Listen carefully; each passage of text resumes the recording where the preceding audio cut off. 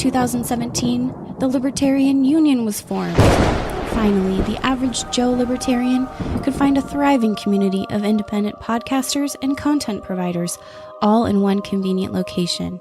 At Libertarian Union, we'll always have the latest news, interviews, discussions, and even movie reviews. With hundreds of episodes and more added all the time, you'll always find something fresh at libertarianunion.com. All right. Let's get fired up here.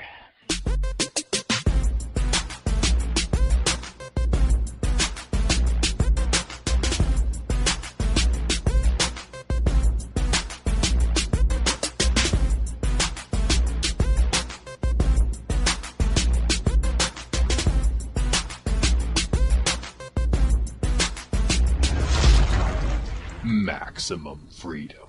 Read. Stay on target. Maximum freedom. Stay on target. Maximum freedom. Read Rothbard. Hello and welcome to the Actual Anarchy Podcast, the podcast where we talk about movies from a Rothbardian and Anarcho-Capitalist perspective. Tonight is a audible. We're calling an audible. We were going to do a different movie, but we couldn't quite get the stars to align with our guest, so we will do that next week with Jack V. Lloyd of the Voluntarist comic book and The Honest Teacher, Schooling the World. So look for that next week. This week, we're going to become outlaws along with Josie Wales and do that Clint Eastwood action on the Actual Anarchy Podcast, episode 91. And my co-host, Robert Johnson, is here, and we're going to talk about this for the next hour plus. And let's say hello to him before we get into the Last Nighters portion of the show. What's up, everybody? It's me, Robbie J, back at you, talking about some Western wildiness in this weird-ass movie that Clint Eastwood made back in the 70s with the Farrah Fawcett hair girl that's supposed to take place in the 1800s or shortly after the Civil War. It's a weird, wild, fun movie, so come along with the ride. Indeed, come along on this fantastic voyage. Now, I also have a few housekeeping tips to share with you guys. Number one, we've been talking about the air conditioner. Not so much needed right now because it's starting to cool down. It's been super smoky from all the forest fires around here, but one bonus feature is that this thing will also act as a heater in the wintertime. So I'm going to use it not only now, or not only like the last couple of weeks when it's been super, super duper hot, but now it's going to transition, roll over into the fall and into the coldness, and I'll still be able to use this thing. So actualanarchy.com/AC. Check it out. The other exciting news is we just wrapped the penultimate episode of the Wild Wild Country series with Pat McFarlane of the Liberty Weekly podcast with special guest Sherry Voluntary. That should be released very, very soon, and it's going to be a double-barreled, top-of-the-line finishing move episode covering episodes 5 and 6 of the Netflix series. So the entire documentary has now been discussed, and Sherry was in a not totally like a similar situation, but she was in a group that had what's the right word, Robert? Like they had a belief structure, not quite like cult isn't quite the right word, but she had some of these same experiences that Sheila went through in leaving and kind of having to find your way in the world outside of what you've known for, decades. And so that's a really fun episode that's going to be published very soon. And the show notes page for that entire series is libertyweekly.net/WWC. And the last piece of information I have is we have a new Patreon supporter, just came on board this past week. So I want to say thank you very much, Melanie, for becoming a Patreon supporter. You're going to get some extra bonuses from us, as well as this on-air thank you. So we appreciate it. Anyone else who wants to get an on-air thank you or some of the other bonus features like pre-show, post-show, Kathleen Turner Overdrive, some other bonus stuff that we do, you can check it out at actualanarchy.com/Patreon. Welcome aboard, Melanie. Thanks a lot. We appreciate you. Actually, you didn't pay enough for us to sing, so maybe kick it up a notch, and then we'll sing. I'm just kidding. We don't actually have a singing level, but maybe that's an idea. What do you think, Robert? I think we could torture our listeners badly enough without extra money, but we could also do it with extra money. So, yeah, either way makes me happy. All right. Well, speaking of vigilante death squads, why don't we get into the Last Nighters portion of the show? Okay. Dun, dun, dun, dun, dun.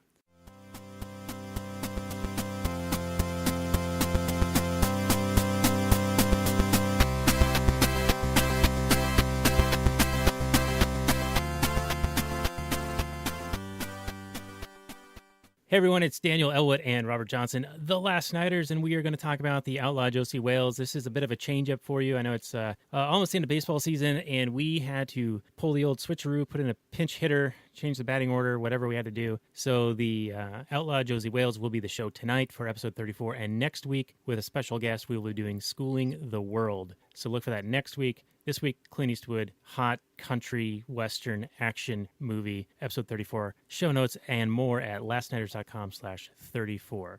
Let's say a little to my compadre Comanchero Roberto before we get into the Google description. At the 11th hour, we switch it up on your asses. And now we're doing a Western with old Clint Eastwood. Hope you guys like it. Let's check out the old descripciones, Comancheros. All right, coming at you with the Google description, The Outlaw Josey Wales, 1976, action-adventure, 2 hours and 15 minutes, starring and directed by the old Clint Eastwood himself. 7.9 on the IMDb, 95% Rotten Tomatoes, 69% Metacritic, and 89% of the Google users like it. And the description is thus. Josey Wales, played by Clint Eastwood, watches helplessly as his wife and child are murdered by Union men led by Captain Terrell, played by Bill McKinney. Seeking revenge, Wales joins the Confederate Army. He refuses to surrender when the war ends, but his fellow soldiers go to hand over their weapons and are massacred by Terrell. Wales guns down some of Terrell's men and flees to Texas, where he tries to make a new life for himself, but the bounty on his head endangers him and his new surrogate family. Came out June 26, 1976, shortly after Robert was born. You were not even a month old. Director Clint Eastwood, and adapted from the rebel outlaw Josey Wales. What say you, Robert, on the description? Are you doxing me, you son of a bitch? You out there. You are out there. Damn it. Yeah, that's about the plot of the story, the movies that we watched, right? That was about it, what happened. You got your Clint Eastwood's. I don't know, was this one of his first director jobs? He did an okay job, I guess. I don't know. The whole narrative of this film kind of messed with me. Like I liked Josey for the most part. I wouldn't want to hang out with him. He's always spitting on you. So I don't know if I'd want to he even spit on like a dog. Isn't there like a Hollywood rule you can't hurt the dog? You can't kill the dog. You can't spit on a dog. If there's not a spit on dog rule, there needs to be a spit on dog rule. Oh, there ought to be a law, huh, Robert? Yeah, there ought to be a law, Daniel, and a governmental body that oversees it and is appointed, and there needs to be a dog spitting czar, I think. That's exactly what needs to happen, because this is outrageous, what happens in this film. Supposedly the protagonist, who just goes around spitting on people, is supposedly the good guy because his family got murdered. Well, this isn't just some regular spit either. I mean, this isn't like even the magic loogie from Seinfeld. This is him like with Shaw, right? He's chewing tobacco and spitting very accurately on anything that draws his ire. Yeah, it's like black tar that he's spitting on people's faces. He'll like kill a guy and then go and spit on their face, their dead face. And then there's this dog who wants to follow him, and he's like, dog, spits on his face. Well, he spits on the dog a few times. Yeah. I don't know why that dog would want to hang around this guy. All right, so a jerk. I'm going to go blue on this for just a moment. So we know that Clint spits, right? But there is one instance where he swallows, and that is when near the end when Granny's cleaning the cabin, the ranch cabin, and calls him lazy and says, I'm surprised that you're such a lazy, non-hard worker. He wants to spit on that floor, but he swallows. So that's my really inappropriate moment. But speaking of blue, the directing job on this, the entire beginning opening montage of him seeking vengeance, training up to become a lethal killer, really good with a handgun, and then joining up with the Confederates to kind of become this roving death squad for justice, seeking vengeance. That entire 5 or 10 minutes is all shot in a blue hue. Did you think that was significant in any way? Was that sort of like a dig against the Union, or was it just signifying like his mindset? Like he's super sad, he's grieving, but he's harnessing that energy to lash out and take vengeance? I guess. I didn't think about that at all. Apparently you've thought about this movie way more than I have, which is fine.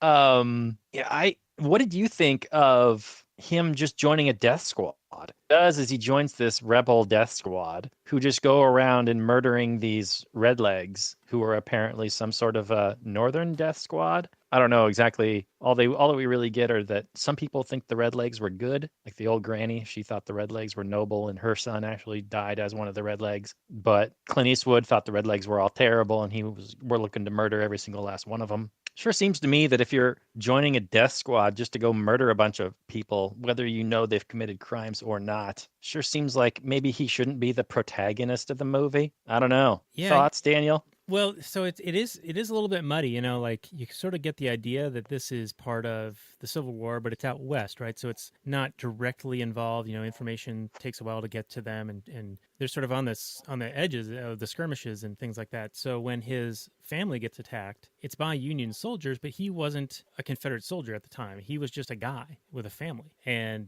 this, you know, these thin blue line thugs were just seeking, you know, people to rape and pillage and burn down the house. And they end up killing his kid and kidnapping his wife, and presumably she is raped and murdered. And he gets knocked the fuck out, Friday style, and then has to bury his kid. So I see, not that he is part of the army, but he joins with like-mindeds. And it's not clear if they are a roving death squad, like we were just talking about, or if they were a Confederate kind of regiment or squad, or what would you call them, like a Death squad.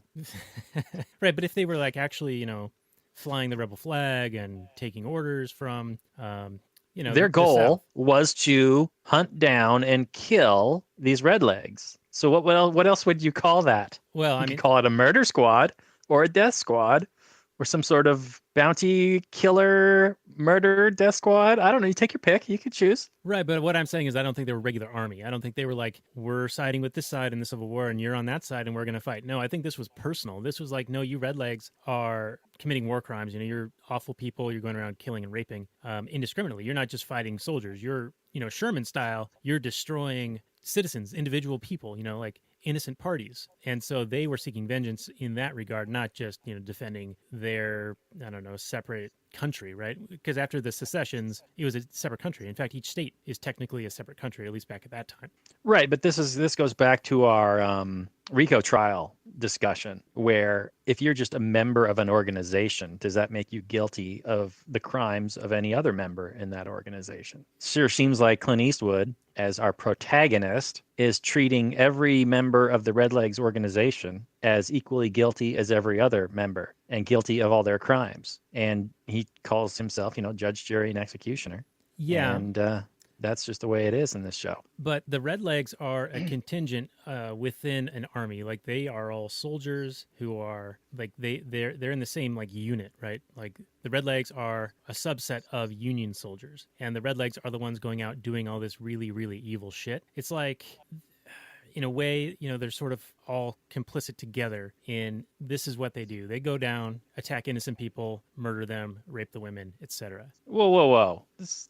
How do we know this? There's one example of this happening, and then there's a couple of characters talking about various things. But there's the one example we get is this group of Union soldiers killing his family and burning his house down. Very Sherman of them, very Sherman style. It is Sherman style, you know, it's how they do. But other than that, we're not given like this is what they do all the time. This is the whole reason for their existence. No, actually, I disagree. We are given this during the. No, we're not. Granny thinks otherwise. Granny believes the propaganda bullshit from her son, saying that, oh, we're doing great, wonderful things, when he was actually part of this murderous Redlegs. But here's the tell. Okay, when the Confederacy loses the war, and the information finally makes its way, and like, hey, you guys are the last remnant that hasn't surrendered yet. So come down tomorrow and turn in your weapons. We'll grant you full amnesty. You pledge to the Union, etc., and all's forgiven.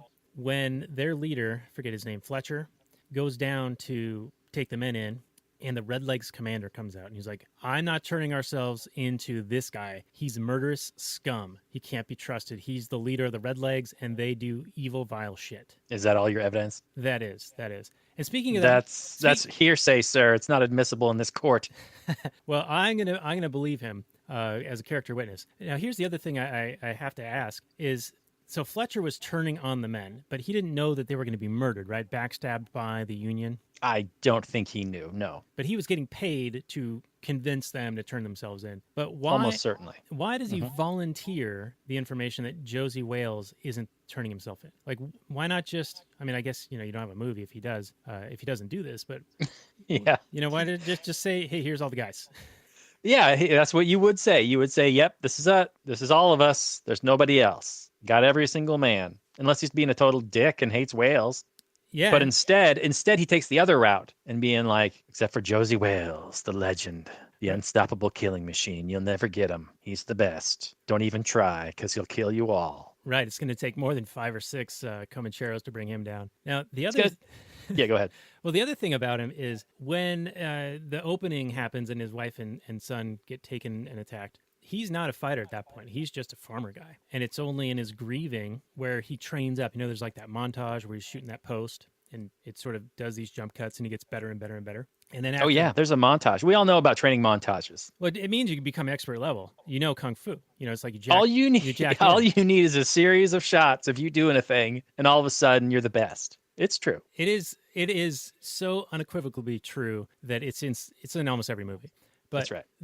He must have taken that magical elixir from the charlatan that's good for everything, even though he doesn't know what's in it. But so Josey, trains up, and then when he's in the vigilante death squad, Fletcher must make note that he's like the most driven, the most capable. And so when he does sort of out him, he's right. Like, you guys are going to have trouble bringing this guy in because he is a fucking badass. And he is a badass in this movie. Well, he is a badass, but we don't get to see the things that they're talking about him being a badass about. We see him doing his own badass stuff, but he seems to be a legend for stuff that happened in the credits montage, which is, I kind of wish we'd been able to see a little bit of that. Because when they're talking about him being the best, we're like, really? He's the best? Okay, I guess. But I didn't really see any of that. Well, I think he did some best type stuff. And also, I'll make note of this. It's often more effective to allude to something, to build up the legend of something, than to show it. Like a lot of times horror movies are more frightening if they don't show you the monster, but they make you imagine what the monster must be like, in the tension that they build. So similarly, I think not showing him be this Mary Sue character like you see in Jedi with Rey, where you're like, well, why is she just like amazingly good at everything? You're sort of, the legend is built up. It precedes him. He becomes like Paul Bunyan standards of people, fishtail style, think that he's way better than maybe he really is. Even though in the instances where he's like, we got you now, Josie Wales, he gets out of all of those situations. Like there's 3 or 4 of them in a row where they've got him dead to rights, and they don't just shoot him. And they're ridiculous situations, by the way. I mean, the way he gets out of them, ridiculous. Well, first of all, the Missouri boat ride was fun. That one was fun. He shoots a rope from who knows how far away, splits it in half with a single shot. Are you kidding me? He's that good. Okay, he's that good. And then he's got 2 guys with 2 guns on him. Yeah, Ladge and Abe. They try to nab him. And he's holding his own guns out, butt firsts. And he flips them around and guns both guys down before they can get a shot off. Well, Sweet Rose Alabama Boy shoots the one. Oh, wait. No, I'm sorry. I'm talking about in the trading post. Yeah. Trading post, yeah, with the girl. Yeah, the squaw. Yeah. Oh, and before we get into that, well, it's sort of related. So, they say bring your guns out butt first. They're disarming him, trying to defang him is what they say. Why don't they just shoot him in the head? Right, but this also reminds me of when the Confederate guys went down to the Union camp to turn themselves in, and they had to hand over all their guns. They had to be disarmed, right? And I mean, that's what happens when you disarm people. You disarm a population. Then the authority, quote unquote, the authority, have free reign over you. There's no means to defend yourself at that point. Yeah. When they turn in over their guns, and then they're just sitting ducks for whatever the Union want to do to them. That's what you do. That's why you disarm your enemy before you mass slaughter them. It's why Hitler disarmed the Jews before he started mass slaughtering them. It's why tyrants are always in favor of gun control, because you don't like it when your victims can fight back. Yeah, precisely. And this ties in, and we'll get back to the movie in a second here, but the whole Second Amendment argument that people have, and they're like, oh, well, they didn't mean anything beyond a musket. No, what they meant was, after throwing off a tyrannical government, they weren't about to say, okay, from now on, only tyrannical governments can have guns. That makes no fucking sense, right? Like, they just threw one off. So to think that they can now we're going to limit what the people can have is totally the antithesis of what the intention would have been. They're not going to go through all that effort. The militias of the revolution with their rifles and their training threw off probably the greatest army in the world at the time. Right. Why would they then turn around and go, guns, who needs them? Right. And then people like to talk about, well-regulated, as in the present day sense of the word, like government controlled and dictated. No, well regulated at that time meant well equipped, with the intention of being equal to or better equipped than the government itself, so that they had the means to defend themselves. Yeah. All right, I'm getting off my soapbox here. You can be on a soapbox all you want, Daniel. It's your show. Do what you want, buddy. All right, well, so here's the other thing about this. The senator fucking lied to them, right? The senator said, oh, yeah, you're going to, turn you guys in and blah, blah, blah. It wasn't just the Union soldiers doing it. It was a politician. Are you kidding me? A politician didn't tell the truth? Right. Didn't tell the truth. But we always do tell the truth when we're launching I might faint. launching new ideas in your direction at thelaunchpadmedia.com, which we are the Monday show. I have lately been forgetting to mention that earlier in the episodes. We're about 20 minutes into the Last Nighters here. And hey, we're on the Launchpad Media, just so you know. Check it out. Well, even good old Ten Bears says that governments are achieved by the double tongues, which is a nice line. Right. And the ferryman does the same thing, right? He's singing Dixie when he's bringing the Southern guys across. And even as he leaves their side of the shoreline, and then he halfway across starts singing Amazing Grace or whatever the Union equivalent. Yeah, right. Yeah, so everyone's two-faced in this thing. And then let's get to God, what's his name? The old man, the old Indian guy. He is like my favorite. He is an awesome dude, and he's talking about how he's civilized the 5 civilized tribes because they dressed like Lincoln. But he knows from the Trail of Tears, he talks about how you can't trust the white man. And yeah, it's Lone Wadey is his name. And well, you can't trust government. Right. That's for sure. And I think what he meant by that was government. He was talking about like Secretary of the Interior and Lincoln and all those guys. And I love when he decides to start traveling with Josey after he tells Josey the story and Josey just falls asleep because he gives 0 fucks about anything. Yeah, it's true. But when Lone Wadey decides, okay, I'm going to hook up with this dude and we're going to go travel, he burns his Abraham Lincoln clothing and starts dressing like Josey. Good for him. All right. Yeah, it's sad that, oftentimes the behaviors of government get ascribed to, a people as a whole. But, it happens a lot. Right. And later on. Throughout the world and throughout time and throughout history. Later on, when they're talking about 10 Bears, they're like, yeah, your generals have been coming back every year, taking more and more land, pushing him further and further back. And he's at the point now where he's not willing to move anymore. And Eastwood's reply is, they're not my generals. Yeah. He's like, governments are always lying to you, but I'm here to tell you the truth. I give you my word of death or my word of life. It's a pretty badass little interaction between those two. Yeah, I know we're sort of jumping ahead because that's near the end. And I want to say that after seeing that speech, I was like, oh, man, of course. I mean, Clint Eastwood, he speaks about libertarianism here and again. I've got some quotes from him that are really quite good. And that speech between the two is very libertarian in my mind. They're like, sure, I respect your right to live, but if you want to aggress against me, well, then you're going to have to deal with me defending myself and vice versa. And I'm offering you either, you pick. I'm willing to do both and I'm hoping for one. But if you, do the other, then you're going to pay the immediate cost of that. Right. And, two people, very different people can live together in peace side by side without, both having, a vested interest in living and trade and cooperation. It's only when governments get involved that they just screw everything up. I mean, not that there aren't problems and there wouldn't be problems in a free society, but you're just guaranteeing problems and conflict and everything else with governments who are constantly promising things to people who want the government to do things because they want, the return on their tax investment, I guess you could call it. Or their contributions, or their bribes, or their underhanded dealings. I mean, it's that ring of power that they're all grasping for, and those who do have the grasp on it, have favors that they can sell. So that's going to draw people to try to buy favors from them, and that's going to make them be these, double-tongued, two-faced liars and do the exact opposite of what they say they're going to do. And it's like the recipe. It doesn't matter how good the person is in most cases. Like the occasional Ron Paul you'll get, but it's so few and far between. I mean, the Lord Acton quote is like so prescient in that just having that power, even if you go into it with good intentions, you're going to get corrupted. It's just that's the game. It's the only way to get anything done, right?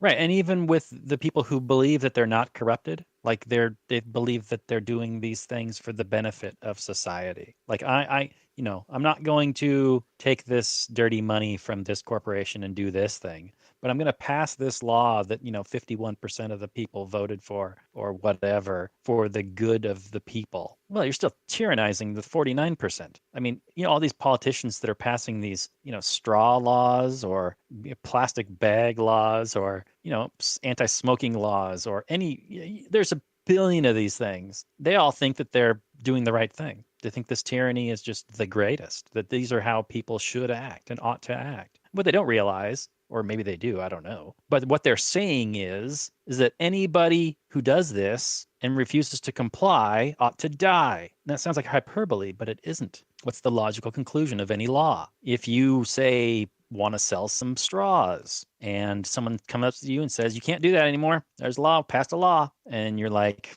tough, I don't care. I'm selling these straws. Well, now there's this conflict. And who's going to win that conflict? And so then they say, well, okay, we're going to fine you. Well, I'm not going to pay the fine because I believe I'm right in my right to sell straws. Well, you don't pay that fine, you're going to go to jail. Well, I'm not going to jail. Well, you're going somewhere, buddy. And there's a physical conflict. And if you resist, you will die. If you resist enough, maybe they'll try and use some kind of soft, less lethal measure. Well, people die from less lethal measures all the time. But let's say you never stop resisting. You will ultimately be killed for selling a straw. And these are the goody two-shoe politicians who think that, we're just doing the best thing for society. And now I'm off my soapbox. All right. Well, hell is coming to breakfast. Let's get into a little bit of economics for a minute. Little sidebar here. The granny is in the up-and-coming town that is contrasted later by Santa Rio, which is a derelict town that is on its way to becoming a ghost town. We can talk about that a little bit. I have some points to make there. But Granny is buying from the general store, and the guy who works there is from Indiana, and she's talking to him about how she doesn't like Missouri people, and she won't buy products from there, so she's not going to buy molasses. Now, they're all a bunch of bushwhackers. Everybody knows that. Come on. Right. I'm not going to buy anything from there. Well, she's foregoing either having that at all, because I doubt he's got molasses from other places, right? I mean, you don't have a whole lot of selection here. Or she's willing to pay more for molasses from elsewhere. Mm-hmm. This is a market mechanism. This is her, voting with her dollars, and it's kind of dumb in this particular case, but this is what people do every day. Boycotts, buying things from where you want, being willing to pay more, or wanting the best deal or whatever. And that is so the opposite of the democratic process, even the Republican process, representative government. This is you choosing for you as an individual and paying the cost of that decision. Robert, right. And paying the extra cost for her prejudice against goods coming out of Missouri. Right. And then she says, we Jayhawkers, we don't care much about you Hoosiers either. But she still buys stuff from him. Well, yes, within reason. Come on now, Daniel. Within reason, yes. All right. So there is the moment in the town right after that where he's holding the goods that he's purchased, and 4 Union soldiers get made aware that that's Josie Wales because the elixir scammer sales guy says, oh, there's Josie Wales. And there's this brief Hang on. standoff. I take umbrage with your word scammer. We don't know that his miracle stuff didn't create miracles. We never get to see it. I think he gets exposed by Wadey. I think he uses it to take out that stain, the spit stain.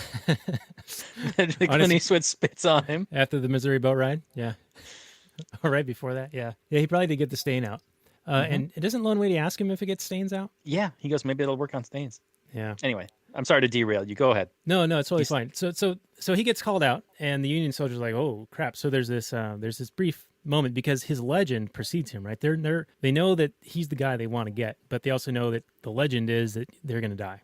And lo and behold, they do. But it was interesting how he surveyed the scene, and he told Lone Wadey about it later, how he chose which one to shoot first, because he was going to shoot the one who drew first. And I don't know how the whole mechanics of these like draw and fire gun battles work, but I guess, in the Old West style, which was far less than what we see in the movies, right? There's a couple of articles on the Mises site about how one's called The Not So Wild West, and I think there's a book that's related as well. And in it, they talk about how the number of murders and bank robbings in the entire 25-year period in the Old West was actually fewer than in Columbus, Ohio in like 2013 or something like that. That sounds about right. Yeah. So anyway, it was just really interesting because he was so expert level at reading people and knowing which one was going to go first. And he talked about the crazy eyes. And I want to talk about crazy eyes for a minute because Alexandria Ocasio-Cortez has the crazy eyes. You think she's going to shoot first? She's already shots fired, man. She's already saying, I'm coming for your wallet. She's already, It's true. it's your money and I want it now. Can't wait to get your money. It's going to be great. Anyway, I was just wondering that displayed some of his skill, as did the defending himself from the guys on the side of the riverbank who thought they had him dead to rights, and the guys at the trading post. I mean, there are instances where he does do some badass stuff, like he takes on those Comancheros later on, where they're going to rape the girl, and they decide not to because they're going to save her purity for 10 bears because they're going to trade him to 10 bears. Like he does In one of the worst shot scenes in history. Fair enough. But Josey does do some pretty amazing get out of jail free cards here on his, amazing skills. No, he's a badass. It's true. He is. I'm not saying he's not. I just question whether or not he's, he's a flawed hero, I guess. He doesn't act like, he's kind of like an anti-hero, I suppose. I guess he's only spitting on the bad people. Although what that dog did to anybody, I'll never know. But when he spit on the elixir salesman, I was like, WTF, bro? Come on, he's just selling a product. What do you got? If you don't want the product, don't buy it. But you don't got to spit on the guy. Yeah, I'm kind of with you there. I mean, the guy, he was a smarmy guy. But yeah, spitting on him was over the top. I didn't mind him spitting on the guys who just tried to murder him. I'm kind of okay with that. Like that's on their dead corpses. Yeah, it's like, hey, I defended myself, and I'm an angry motherfucker. That's my vengeance, and I'm going to spit on you because it's his thing. Well, it's his thing, but he's also, I guess, when you're chewing that chaw, you got to spit on a regular basis because you can't swallow that stuff. So, I suppose it's whatever. Yes. All right. So let's get into Lone Wadey because I know that you want to talk about this part. Lone Wadey, we've already talked about him a little bit. He was one of the civilized tribes. He was wearing the Lincoln outfit, then he burned it. But they're at the riverbank with the squaw, and they're like, oh, you got to have an edge. And they're watching her, like, clean her legs or whatever, and like, oh, she's got an edge right there. And later on, we discover the old man has mad game. Yeah. He says he's not as old as he thought he was. And good on him. Atta boy. But I found that he was quite spry when they say, oh, we're being followed. Let's go across the sand here. And then they get to a berm, and somebody jumps off and knocks down the person who's been following them. And it turns out it's the squaw. And when I first saw that happen, I was like, oh, that's got to be Clint, right? No, it's the old man. He's spry, man. Yeah, he's a good guy. Yeah, I don't know what your fascination is with this old dude, but I mean, if I'm as spry as he is at that age, that'd be great. I mean, he is kind of the, I don't know if you want to say like the soul of the movie. That's not the right word. He's almost the comic relief. He's a bit of the foil. He's the personality that Clint doesn't bring. Clint, as much as I like him, and a lot of it's because of his libertarian leanings, but he's sort of the same guy in almost every one of his Westerns that I've seen. In every one of his movies. He plays just like this cranky old gruff dude almost all the time. I can't think of a movie where he's not like some silent or quiet, stoic, straight man dude. Every which way but loose. Is he like the wacky guy? He's got the orangutan. Yeah, he's got an orangutan, but the orangutan's the one with all the personality, right? And he's just gruff old Clint Eastwood. This monkey. Yeah, you could be right. I haven't seen that one in a I long time. haven't seen that movie in a million years. Who knows? Let me ask you this. Have you seen this movie before? Yes. Okay, I had not. I've seen a bunch of Clint movies, but it's been a long time. And I got to say, when he did that détente or the parlay with 10 Bears, I was like, oh, this is sweet. Now 10 Bears is going to like become his gang, right? They're going to fight the Redlegs. And that never came to fruition, which is a little bit sad, but they didn't even need him. They defended themselves quite well just from the defensive position they had in the little ranch. Yeah. It seems strange for them to. I mean, I like the meeting between Clint and 10 Bears, and it's a good chance for them to really show their character. But why forge that alliance if it's not going to do anything at the end of the movie? It's kind of strange, and it happens right almost at the end of the movie anyway. I mean, that's like the penultimate scene is him going to see 10 Bears, and then right after that is the big finale. For the most part. Right. So maybe it was a bit of a misdirection, like to the audience, it's like, all right, there's going to be this huge clash. And then when 10 Bears never shows up, then you realize that they could do it on their own. Maybe. I don't know. I'm reaching a bit here. But I also wanted to talk about Santa Rio because it's like the opposite of the other town that they were in originally. And there's still these people hanging out in, what's the bar's name? The Lonely Lady. And they say, first the silver ran out, then the people, then the whiskey, then the beer. Well, I got to ask, what are you still doing there? That was exactly my question First of all, it looked like, I mean, I understand the budget probably wasn't super high, but it looked like, they just, in some canyon somewhere, they just threw up a couple of old buildings because it didn't look like it was ever anything to begin with. But whatever, maybe some old ghost town, that's what it looks like these days too. But when he goes in there and they're just sitting around, not doing anything and having no reason, I mean, where's the food coming from? Where's the water? Where's any kind of money whatsoever for whatever reason? And why, when these people are just sitting around going, yeah, everything's gone, why are you still there? What's keeping you? Yeah, and It we talked made no about sense. this. We talked about this a little bit in our cars episode, and I forget what episode number that was, but look back in our catalog and you'll find it, because they're living on Highway Route 66, and then the highway gets built and the town dies, but all of the establishments try to hang on, and they just fall into derelict condition, similar to Santa Rio here.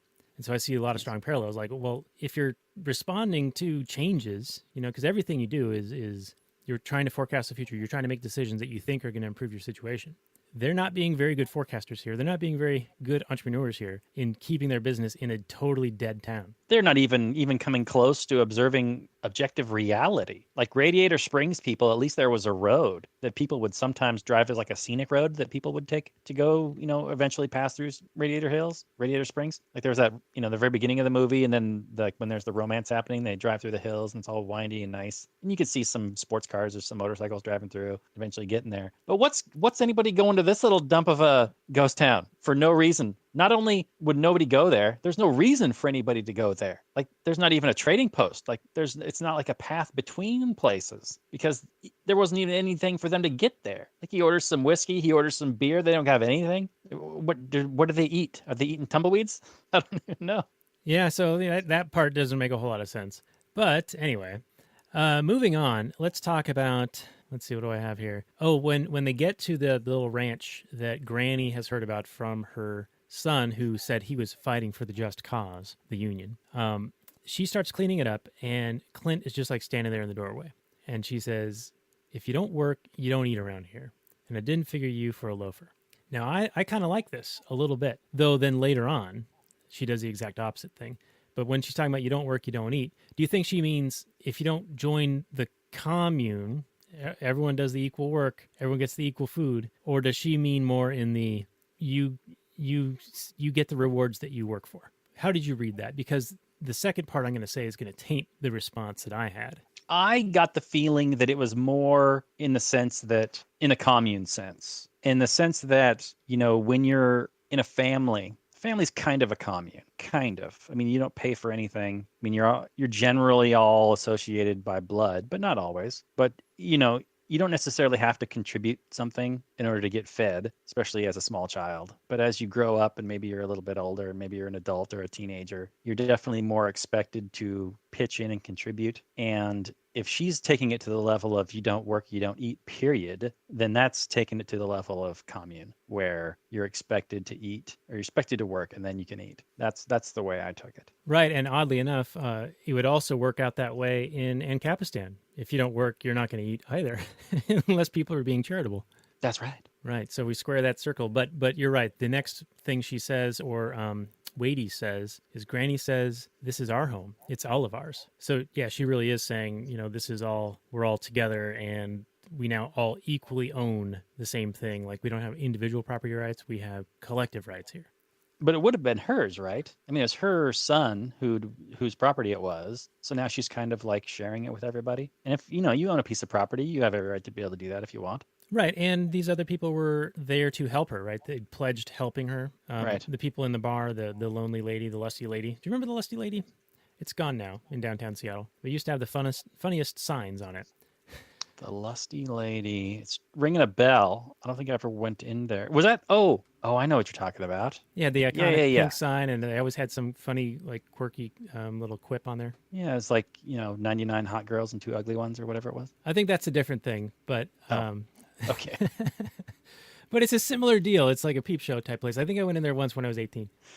Right on. Sure, Daniel. But anyway, it's gone now, and now it's condos. But yeah, the lonely lady, the people pledged to like help Granny because they had known her son and really liked him. Yes. All right. So I wanted to also talk a little bit about the no offense taken stuff, because they do a tit for tat, which is kind of fun. because Granny's like, when they're talking about defending the house because they think they're going to get attacked by the Comanches, Granny says she doesn't like Redskins or something like that. But Wadey's right there, and he's an Indian. And she says, no offense meant, and he says, none taken. And this is where they're talking about how they got to get mean, don't lose their heads, don't give up. Because if you give up, then you neither live or win. And that's just the way it is. That's how things work. And he puts on like war paint and says it's his death face. And when he said it's his death face, I think she, in the movie, seemed to understand it as he thought he was going to die. But I read that as, no, it's his war face. You know, it's like my death face is, if you fuck with me, you're going to die. Right. And the whole tit for tat thing with and then, you know, Granny is shooting, or no, the Indian guy is shooting some pale skins. He's like, I'm going to show these pale skins what for or whatever. And then he says, no offense. And she says, none taken. Yeah, I think it was pale face, but yeah. Right. So, you know, it's not necessarily like, I mean, yeah, I guess you could call these like racist terms, I suppose. Well, they'd call what it they that really, now. What they really mean is, you know, these people come in to try and kill us, and they just so happen to be what I'm describing. You know, the Indians before the white man came, you know, they fought all the time with each other, and they had no qualms about, you know, killing other Indians. And hell, white people have been killing each other all the time since time immemorial too. It's not necessarily, I mean, I hate to say the left, but the left really likes to play up the whole race angle when it's really many other factors that, you know, contributes to conflict and violence and murder and death and whatever. But, you know, they like to look at this lens, the world through this lens of racism, and that's what caused this. Now, definitely racism helps. Racism absolutely helps when you're trying to demonize your enemy. When you're trying to get people who have no dog in the fight to all of a sudden hate a bunch of people and send their children to go fight and die in some war. They will, you know, demonize anybody for any kind of difference they can glom onto. Dehumanize them, yes. Yeah, I mean, it doesn't matter if they were a bunch of people who hated, you know, Voltron, and you guys like Voltron, then you'd be like, oh, these Voltron haters, let's go kill them. I mean, just whatever they can possibly think of, and race is just a big fat easy target. So it gets used a lot in history. And if it hadn't have been race, if all human beings all looked the same, it would be some other reason. It used to be that left-handed people were, you know, discriminated against. And that, you know, when you were born, or you were a little kid and you'd pick up something and try and draw with something left-handed, like your father would like slap the thing out of your hands and like pick it up with your right hand. Yeah, it's like in the King's Speech. We did that one not too long ago. Yeah. So it's human nature. It's not necessarily, it's just racism. It's just this big fat easy target that gets used a lot because it's big fat and easy and obvious, and, you know, people look differently than you, so they probably are different than you, Daniel. They probably eat babies. They probably do. Now, here's the interesting thing is, you know, we've often talked about, well, they couldn't make this movie now. I don't think they could with the, you know, red skin and pale face and a lot of the other kind of things that they talk about.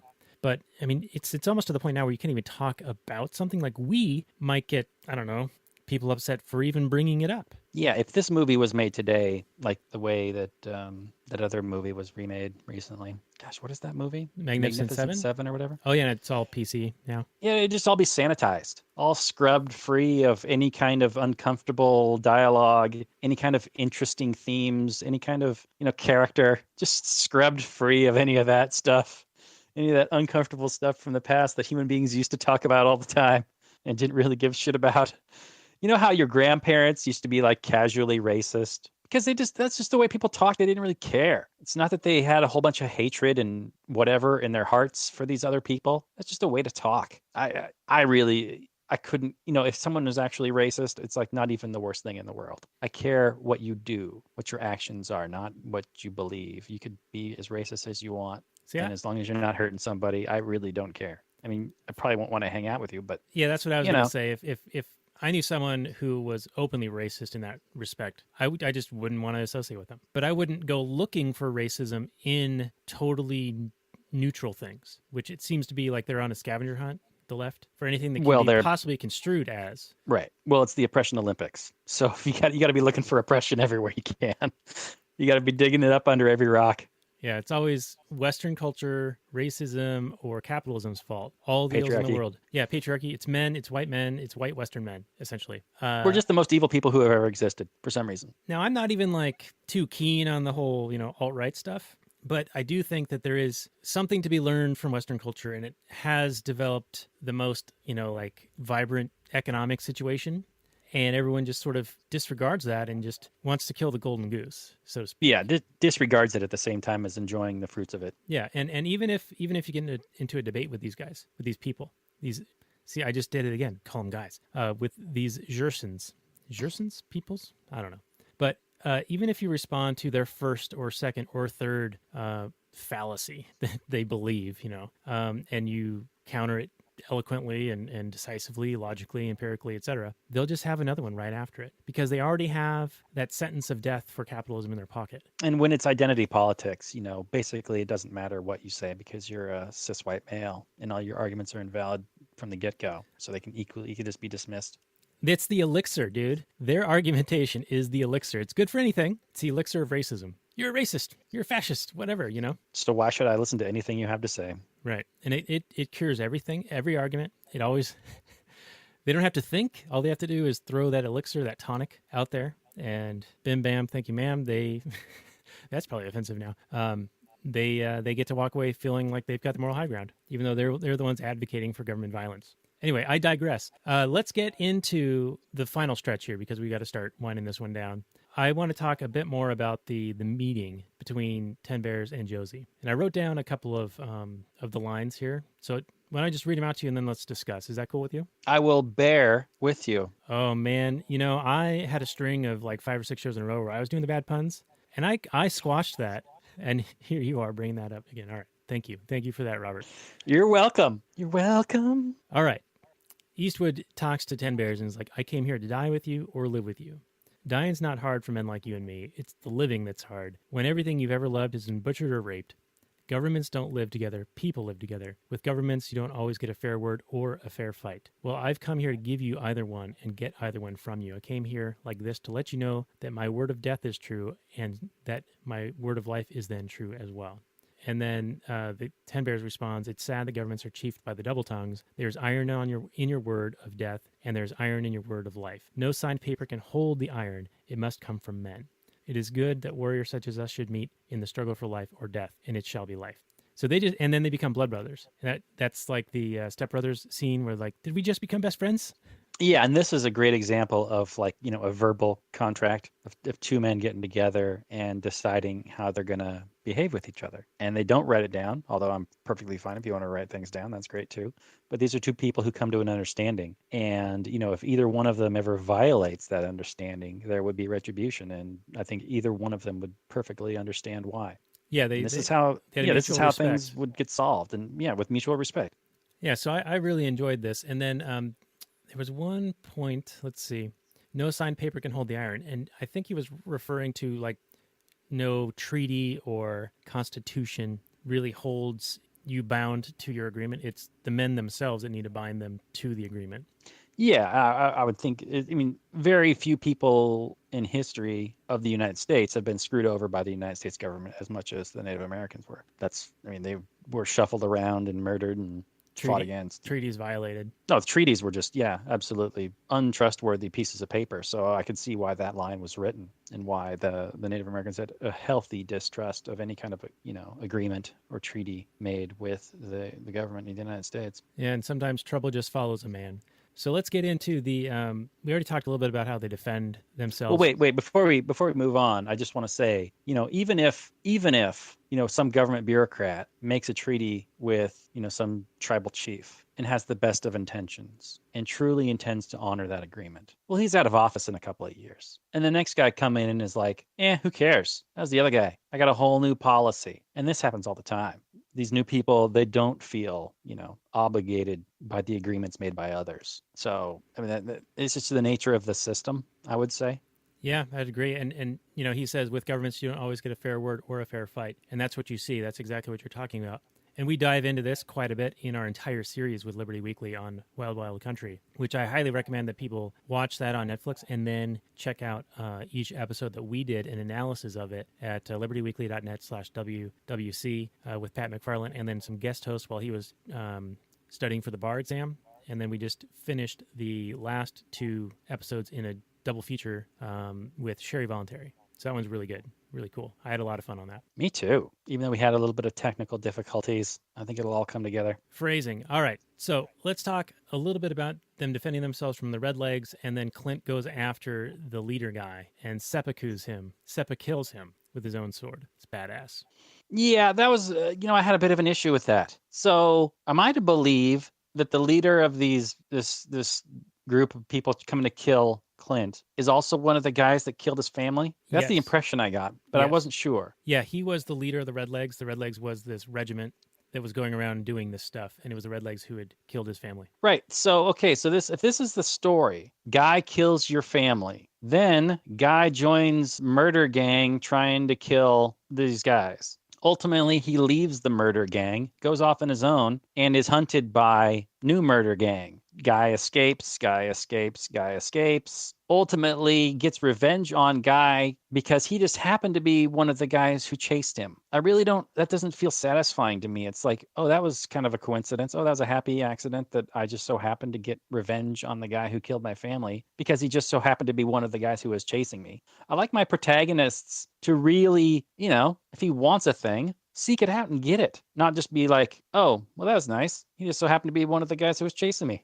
Yeah, I'll give you that a little bit. I mean, it does tie the story together, of course. But earlier on, when he's talking, I think, to Wadey for the first time, he says, because Wadey wants to go south to Mexico, like head through Texas. And Josey says, I got unfinished business in Missouri.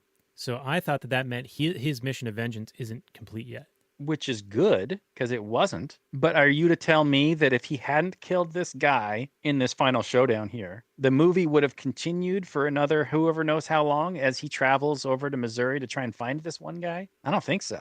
I think if this guy didn't happen to be part of this group, then he would have just survived, and then he would have been, living with these family here in this little branch, and that would be the end of the movie. Maybe. I don't know. It didn't sit right with me. It didn't leave me satisfied. Let's put it that way. Okay. I like the little showdown, but first of all, the Alamo scene, not great. Not great. How terrible are these ex-army guys that they don't kill a single person and they all get massacred? Oh, and how many are there? I mean, it seems like there's maybe a dozen of them approaching the house, and then during the fight, there's at least 30 of them. Yeah, at least 30 of them get shot. It's just like endless guys that keep getting shot and getting ketchup on their shirts. Oh, well. It's the 70s. It's fine. All right, so let's talk about the final end. I mean, you were talking about you had an unsatisfied feeling at the end of him killing the Redlegs commander. How about when he runs into Fletcher in The Lonely Lady with the Texas Ranger bounty hunter dudes? And they're like, yeah, so you say you saw Josey get gunned down by 5 Comanchero dudes? All right, can you sign here? And, just sign this paperwork. The bureaucracy will be happy and we'll be on our way. Yeah, it just made me think of, how many tall tales and wild stories, got spawned and how easily it was back then, I suppose, and you can't just get on the internet and find out something when you just have, eyewitness testimonies and signatures and to establish the facts of a case. And yeah, I thought it was pretty good for the most part. I liked that, there wasn't another showdown. I liked that they just kind of had an understanding and they were going to let, enough blood be shed that they were going to go on their separate ways. I thought that was kind of cool. Yeah, I was a bit surprised that Fletcher was given like what Clint didn't have hate for the guy. Like, I would have thought, okay, you were the commanding person for the force of Death Squad that I was a part of with you, and you sent all of your men to turn themselves in and get murdered. You're sort of on the hook for that. So I would think that Clint or Josey would be upset about this and want vengeance against him as well. But yeah, he didn't seem to be. Maybe he didn't blame him. It's not clear that he knew or even suspected that. I mean, he did mow down a whole bunch of Union guys with that Gatling gun and then escape somehow, like a magician. Yeah, that's like he's David Copperfield. He's in this wagon, and it's not like there's anything behind the wagon for a great distance. And then they go up to this wagon, and suddenly he's just gone. Abracadabra. Houdini. Daniel. He's Houdini. He's you gotta have some flair, you gotta have some showmanship, and when you can just disappear into thin air, that's how legends grow. Indeed. And speaking of legends, let's get into our final summary and review. Robert the Legend, you may go first. All right. So the Outlaws, the Josie Wales's guy. He's a tough talking dude. He'll spit in your face if he doesn't like the look in your eye. I remember, I think I read an interview where Clint Eastwood really liked this movie. Like it was his best work, his most complete work, at least up to that time. And it probably was. I don't know if he had, really directed much before this, but he's certainly gone on to direct many, many great films. And I don't know if he's just a better director than he is an actor. I think he's perfectly fine as an actor, but he definitely does not have a range. Not that he really casts himself or gets cast in roles he's not suited for. Let's put it that way. He's kind of like, they know what he's good at and will put him into that role and he'll do just fine. And that's the way it works, which is fine. Just don't go expecting him to really blow your mind. And it felt watching this like kind of a first directorial type of effort. It didn't feel super great. It wasn't clean. The shots weren't great. It just didn't, the story didn't quite flow very well for me. It felt like there were some scenes that could have been in there would explain things better. But for what it was, I enjoyed it. I appreciate the kind of libertarian feel to it. But I don't know if this is like one of the great Westerns of all time. I certainly don't feel that way about it. But it is kind of fun. It's kind of fun. I'll put it that way. It's fine. It's just a movie that's pretty good movie. Watch a movie if you want to watch a movie. It's a 6.5, and that's the truth. Well, I'm going to send you on a Missouri boat ride, Robert. You son of a bitch. Not if I spit in your face first. I enjoyed this movie. It was awesome. I was intrigued from the start, and the guy seeking vengeance for his family being murdered in front of him, and going out and training up to become expert level to achieve that vengeance it's a story that I just really enjoy. And him getting out of all of those situations where they've got him and he just doesn't bat an eye about it. He's just like so cool as a cucumber.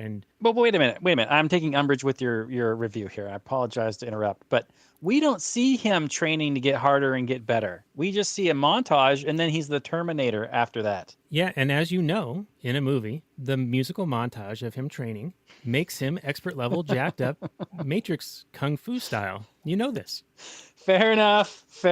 He becomes Neo and the Terminator due to montage. Right. Okay. Right. And a buzzard's got to eat, same as worms. So that was the other thing. He's cold-blooded. Like, even after the Alabama boy dies, he sends his corp through the camp as a diversion because he says, well, they can bury you better than I can, and they shoot him up. Meanwhile, he just nonchalantly makes it into the Indian lands. And I was like, Rick James style, cold-blooded. But anyhow, I really enjoyed this movie. This was a recommended movie by someone in the Launchpad Media Group. He's like, you got to do the Outlaw Josey Wales, and we had an opportunity. The thing for what we were going to record fell through, so I'm glad that it did. And I watched this last night and really, really enjoyed it. I'm up there at like an 8.8. Man, this thing is it's a fun movie, and I'm excited to watch more Clint Eastwood actually as a result of this one. Wow, for Eastwood, anytime. He's made a series of fine films. I'd say his best. Well, I don't know if it's his best, but starting with Unforgiven and then moving forward after that, I think things really got good for that guy. But yeah, as far as the directing level. Yeah, as far as the directing level, I think he upped his game. His chops got really good in the 90s. Yeah, Unforgiven was I think 92, and then Gran Torino's good. $1 Million Baby. Was he was in The Line of Fire? Was that in the 90s? I can't remember. Maybe that was in the 80s, but maybe it's in the 90s. And then of course there's the Dirty Harry stuff. I know we should probably do one of those at some point as well. So anyway, plenty of Clint Eastwood to do. So we'll probably need to like start sprinkling it into future episodes. Speaking of future episodes, next week we'll be back with Jack V. Lloyd, special guest for Schooling the World. It's a documentary about the education system, and we're going to have lots to chew on that one. So do join us for that. You can find this episode at thelaunchpadmedia.com. The is important for that. So thelaunchpadmedia.com, where they're always launching new ideas in your direction. You can find the show notes and more for this episode at Last Nighters, the www.lastnighters.com/34. And Robert, final word before we say goodnight from last night. Thanks for joining us, everybody. Every click, every listen, every share just warms my cockles. So if you want to warm cockles, that's what you got to do. It's really super simple. But yeah, you want to grow the show, make us happy, make yourselves happy, make the world a more free place in the world to live with your families and your friends and your babies and your Josie Waleses. So take care, everybody. We'll check you next time. All right. Good night from last night.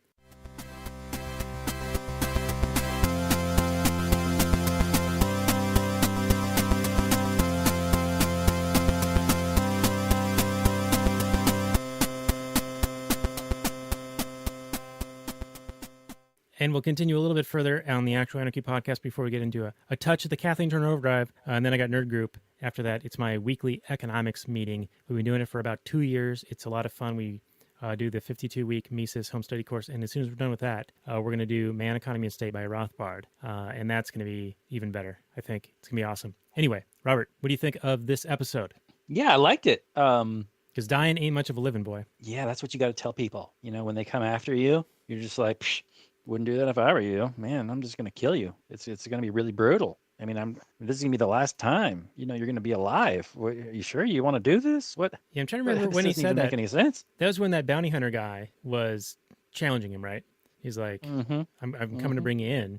And Clint Eastwood was like, well, dying ain't much of a living. He's like, well, I have to because it's my, I gotta earn a living. And then he leaves, comes back, and he says, I had to come back. And Clint, of course, Matrix style, takes him out. Yeah, because he's the best. He had a montage, and really that's a lesson for all other characters in all movies ever. If you want to be the best, you got a montage. Neo in the Matrix, there's that montage of him learning kung fu and then learning how to do all the stuffs with the training and the whatnots. In the Team America, there's a montage.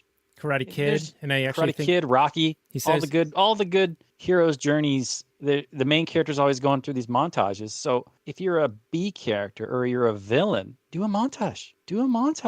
And then it'll be like, irresistible force meeting the immovable object, and then it'll be a big old stalemate or something. Or the greatest movie ever. Probably the greatest movie of all time. Right, or a tribute. Now, maybe you and I need to do a montage, and then the show will actually be good. Yeah, that's a good idea. We're training all times, and we're lifting things, and we're shooting stuff real good. We're doing montage. It's the eye of the tiger. You're the best around. All right, now we are singing. Damn it. We were saving that for the higher level Patreon supporters. By the way, Melanie, thank you for becoming our Patreon supporter in the past week. And anyone else who wants to become a Patreon supporter and get a shout out as well as other bonuses, actualanarchy.com/Patreon. Yeah, but we welcome everybody and anybody listening. Join us on the Patreons. It'll make us all warm and happy. And then you get to feel good about helping people that you think are good and doing things that are good. We need those cards like Costanza had, like the Human Fund, people helping people who need help from other people, something like that. Sounds right. The Human Fund. All right, let's wind this one down. We'll get into some Kathleen Turner Overdrive. Everyone, thank you for joining us for this episode of the Actual Anarchy podcast. This is episode 91. You can find the show notes and more at actualanarchy.com/91. We already threw our Patreon credentials out there, and we are part of the Libertarian Union, as are the Patrick McFarlane from Liberty Weekly, who we just completed the Wild Wild Country series on. So do check that out as well, libertyweekly.net/WWC. Final word to Robert, and then we'll get into some Kathleen Turner Overdrive, which is available for our Patreon supporters. Yeah, baby. Come on back next week. We'll be learning about school and the world and the places with all the people and the stuff, and more ridiculousness from myself and my co-host that you know and love, Daniel.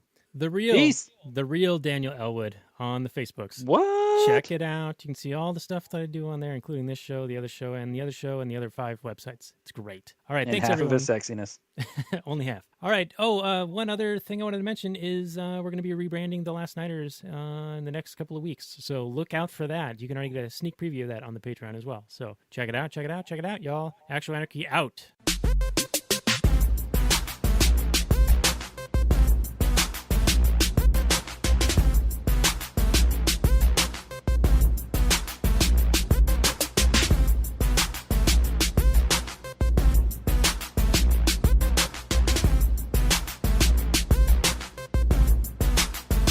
The Chipmunks. CHIPMUNK. We're the Chipmunks. Guaranteed to brighten your day. Do do do do do do do do do do do.